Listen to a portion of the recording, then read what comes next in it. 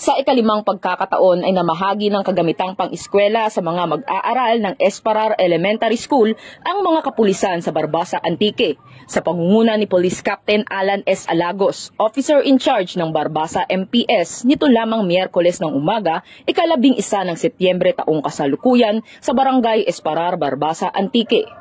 Ang nasabing aktibidad ay isinagawa kasama sina Vice Chairman ng Municipal Advisory Group for Transformation and Advocacy na si Mitch Arnaiz, Principal in Charge, District of Barbasa na si Honorable Leticia Arevalo, Sangguniang Bayan Member, Dingdong Asparagosa, Honorable Steve Ivan Palacios, SKMF President Youth Organization, Parents and Teachers Association President, Barangay Captain ng nasabing lugar, kasama ang mga barangay officials at mga miyembro ng CPCAP, Civilian Police Community Action Patrol, mga guro at mga magulang.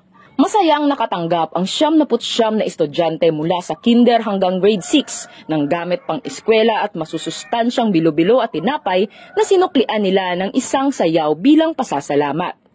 Ayon kay Police Captain Alan Alagos, ang nasabing aktibidad ay bahagi ng Balik Eskwela program ng PNP kung saan ang kanilang layunin ay mahikayat ang mga mag-aaral na mag-aral ng mabuti at magpursige para sa kanilang pangarap sa buhay. Sa kabuuan, ang nasabing aktibidad ay nagpapatunay na ang sama-samang pagkilos at malasakit ng komunidad at ng kapulisan ay mahalaga sa pag-unlad ng komunidad, lalo na sa aspeto ng edukasyon ng kabataan. Dahil sa bagong Pilipinas, ang gusto ng pulis, ligtas ka. Mula rito, sa Police Regional Office 6, ako ang inyong PNN Correspondent Patrol Woman Justin May Halyores, alagad ng batas, tagataguyod ng balitang pulis.